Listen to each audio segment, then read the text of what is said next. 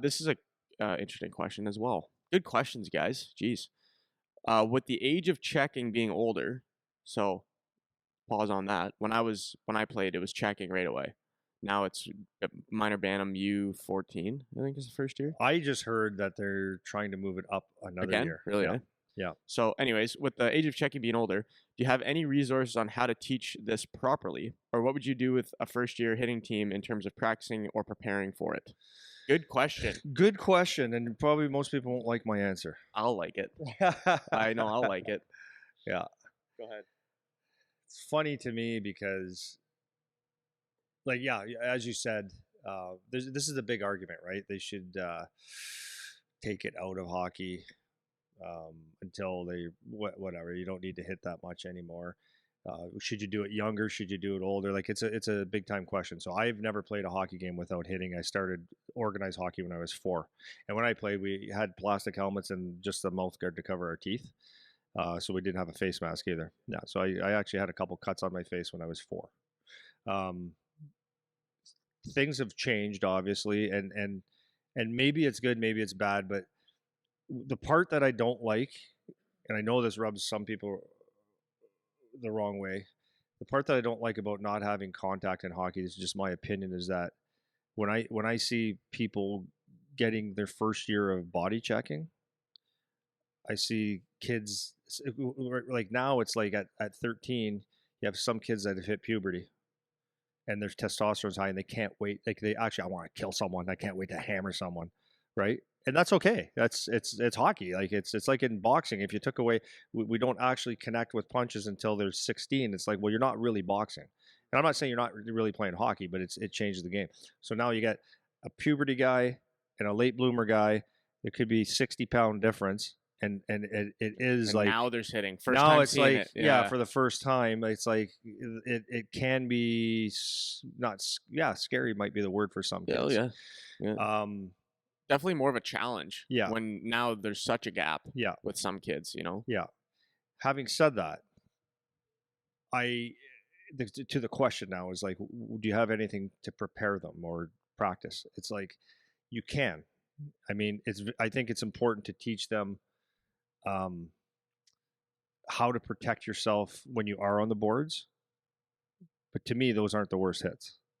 So that's why I'm always like, from a young age, when I teach kids, it's about having your head up. Like, and I know it sounds like, well, no, of course your head's up. No, but actually working with your eyes, ears open, seeing, like understanding, scanning the ice so you can see the flow of the game, and putting yourself in positions like because if your head is up, the game slows down for you. You see things happening, whereas you look down and look up, you could be coming at me as hard as you can. It's like now the time is going too fast, and you have to react, or you don't see it coming. So anyways, so yes, you can teach kids how to roll off of checks, how to, I always taught the kids that I play with is if you don't have the puck or you make a play, get your stick up right away, so that if someone runs in you run into the stick, right? So those are little things that I taught. Teach them how to roll, how to absorb hits, keeping tight to the boards if you are on the boards. Those are things that you can teach. But in my opinion, or from what I would believe 100% for me, is that teaching the aggressive part of like doing the hitting or taking the hits, I believe that it's you have that or you don't. Right? This is what I've seen. This is what I have seen is that there's some kids that would take, because they go to these hitting or body checking clinics, we'll call them, and although some of it's good, the end of the day, kids that are brave will take hits or put themselves in positions to be in those dirty areas, we'll call it, and the aggressive kids will finish hits. And there's some kids that will just never do it, or shy away from it, or scared from it. So I think a lot of the times, from a safety, and the other thing is man, it's hard for me to say this sometimes in public, but some guys are just going to get hammered because they don't have the brain for hockey. Yeah, 100%, man. Their heads down. Man, there's some kids that just constantly get hammered. Yeah, it's like they're doing something wrong. 100%. Like really good players don't get hit that often. There are times, there are times because you're maybe taking a hit to make a play, but you have to do your job. Or some guys comes out just real dirty. That stuff's going to happen, but I just find some kids that just never put themselves in that situation, and the kids that get hit typically, like they get blown up a lot of the times, they bobble pucks. So it's like that's a skill. It's more of a skill thing, right? So if you're taking a pass and you're playing against bigger guys, then if you have to look down and you're bobbling a puck, that gives a guy time to hit you. So like this, from the skill standpoint, the less you bobble the puck, the less you're going to get hit. The more your head is up, the more you're aware you are, so you can put yourself in better situations. But for me, teaching, you could spend a lot of time on the hitting clinics and it will not change. You'll still see one, two, three that will go out and hit and will take hits, and you'll see those kids that they don't want any part of it. And no matter how many clinics you do or teaching you do, it doesn't change. I've just seen that over and over. Yeah, well, Go ahead. Yeah, you I go. got a couple of things. One, I do think to a degree, like some kids can learn it, but it's very rare. It's very rare. Where like, and I'm not talking about like the ultra aggressive. Like I was one of those kids that I wasn't a big like finish your hits guy when I was young, but I never grew into like a hyper aggressive, like super into the physicality. It was more just like I did it when I needed to do it because that's part of the job. Game, finish this Yeah, check. right. Part of the Finish game, this take check. the hit. But I was never like an open ice blow a guy up like that. I never did that once. I don't think. So I think to a degree it can be taught enough where you're useful in the game.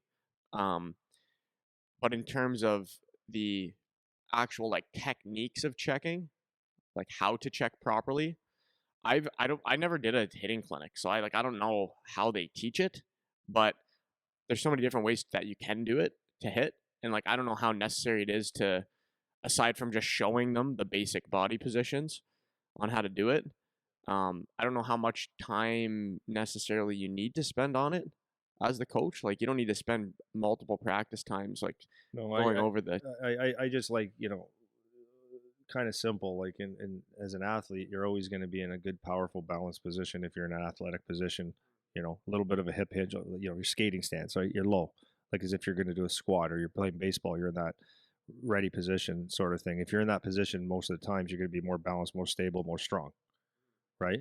It's when you were at a game in the OHL one game where one guy made a pass, and then NHL draft pick made a pass and he stood straight up, and one of the kids just blew him up, and people are going, "Whoa, this is." No, you got to keep your head up, man. That's like, this is an NHL draft pick that just ignored the fact that this is a contact game, and he got hit hard.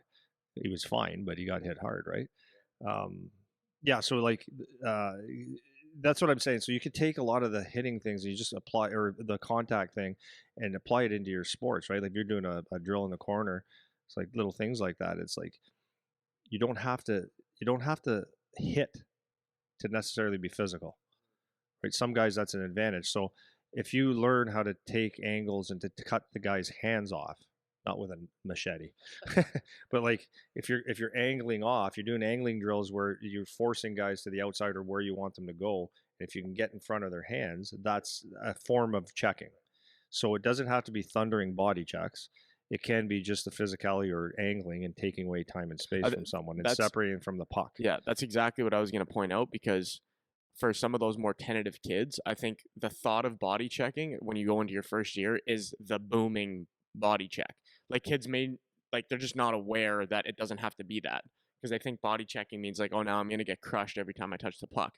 But if you can explain it from a coaching perspective, if you can explain it to them after those like little technique things or their hitting clinic or whatever, just like, guys, I know there's hitting, but that doesn't mean that we have to be running around trying to blow guys up. And that can go for the kid that's tentative or the kid that's too overzealous about throwing the big hit. Yeah. Because you get those kids, like you said, where they're like, I just want to smash guys. But now they're running around everywhere. Yeah. And they're actually just like not being effective. Well, so it can go either way, right? A smart player will welcome that. Yeah. Because, a smart player, a kid that can figure it out. But that's not a lot of times a teachable thing, like a lot of the times. So like if I'm playing and I see a guy coming running at me hard, I had no problem with that. I'll just tighten up to the boards, hold on to the puck a little bit.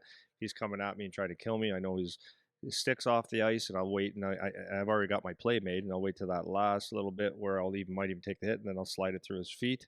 So he tried to hit me. I'll hit him while he's hitting me, or I'll absorb it. The play's made. He thought he did a great job, but now it's a 2-on-1, or I've set this guy up for a goal, and it's like, okay, keep doing that. I'll take that. Yeah, exactly. Right. Exactly. But I think maybe we got away from the thing. It's like you can teach it, fine. I would say teaching the kids or showing them the ways to absorb hits on the boards is what I think a lot of people are looking at. Is there's technique for that. It's like teaching how to roll, right? How to roll make a play or whatever, roll off the board so that you're spinning off a check, or getting your stick up, not up in the face, but if you have to, you have to. But keeping your stick maybe across their in a defensive across position, their triceps or whatever, shoulders, just a quick jab, so that when they think twice about hitting you again, things like that. I think it's good to teach them the safety, but I think a lot of that just comes from having like your head up in a skill level where you can make plays and you see it coming, right? Yeah. Does that make sense? Yeah, for sure. And I think the most important thing about it is, like, don't forget, after the technique stuff, is teaching them what the hitting is for. It's like you're trying to separate guys from pucks. You're trying to make space. You're trying to, like, why do we do hitting? Why is it in the game? That's an important thing too. So